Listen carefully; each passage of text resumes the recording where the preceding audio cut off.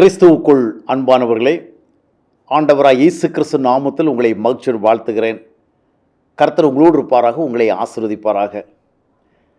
ஒரு திருச்சபையில் போதகர் ஒரு அறிவிப்பு கொடுத்தாராம். கடவுள் காணாமல் போயிட்டார், அதனால் நாம் இப்போ அவரை ஆராதனை செய்ய முடியாது, நாம் அவரை பாட முடியாது, என்ன கடவுளே இங்கே இல்லை.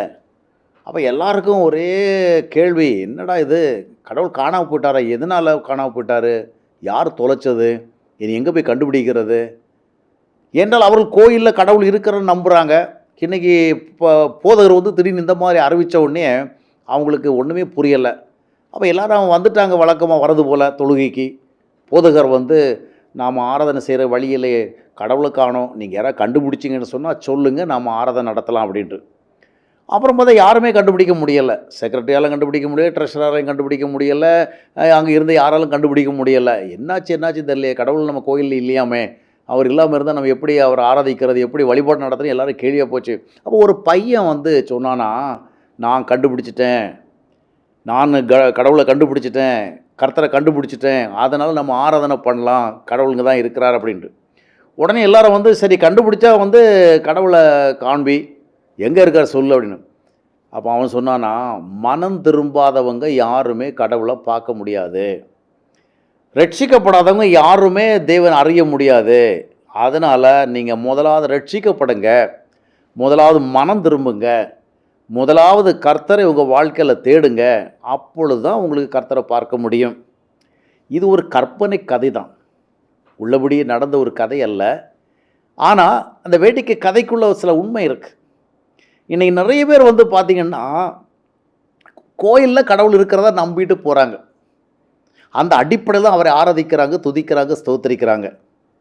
ஆனால் அவர்கள் தங்களுடைய வாழ்க்கையில் அந்த கடவுளை பார்ப்பதில்லை, தங்களுடைய வாழ்க்கையில் அந்த கர்த்தர் இருப்பதை அறிவதில்லை. அவர்களுடைய எண்ணமெல்லாம் அந்த கோயிலில் இருக்கிறார், அங்கே அவர் இருக்கிறார், நம்ம வழிபடுகிறோம். ஆனால் தேவன் நம்முடைய வாழ்விலே அறியப்படத்தக்கவர். அது கோயிலில் இருக்கிறவராக பார்க்கறதில்ல, நம்முடைய வாழ்க்கையில் இருக்கிறவராக பார்க்கறது. அந்த சின்ன பையன் சொன்னதாக நான் உங்களுக்கு சொன்னேனே, அவன் சொன்னது ரொம்ப சரி. என்ன, மனம் திரும்பினவங்க தான் கர்த்தர் தங்களுடைய வாழ்க்கையில் இருக்கிறத பார்ப்பாங்க. அவர்களுடைய வாழ்க்கையில் தேவன் காணப்படாமல் போக மாட்டார். ஒரு காலத்தில் ஆசா என்கிற மன்னன் ஆண்டு கொண்டிருக்கின்ற பொழுது ஒரு தீர்க்கதரிசி ஆசாட சொல்லுவார், ரொம்ப நாளாகவே நம்ம நாட்டில் மெய் தேவனும் இல்லை, வேதமும் இல்லை, மெய் தேவனும் இல்லை, எங்கே போயிட்டாரு, அங்கே தான் இருந்தார், காணாமல் போயிடுவாரா தேவன். மெய் தேவனும் இல்லை, வேதமும் இல்லை. காரணம் என்னவென்றால் மெய் தேவனை உணரும்படியாக இங்கே யாரும் இல்லை, மெய் தேவனை உண்மையாக தேடுகிற மக்கள் இல்லை. அவர்கள் எங்கேயோ கோயிலில் கடவுள் இருக்கிற நம்புகிறார்கள் ஒழிய தங்களுடைய அனுதின வாழ்க்கை சூழல்களை ஆண்டவர் தங்களை பார்த்து கொண்டிருக்கிறார், தங்களுடைய செயல்பாடுகளை கவனித்து கொண்டிருக்கிறார் என்கிற ஒரு ஆவிக்கிற உணர்வு இல்லை.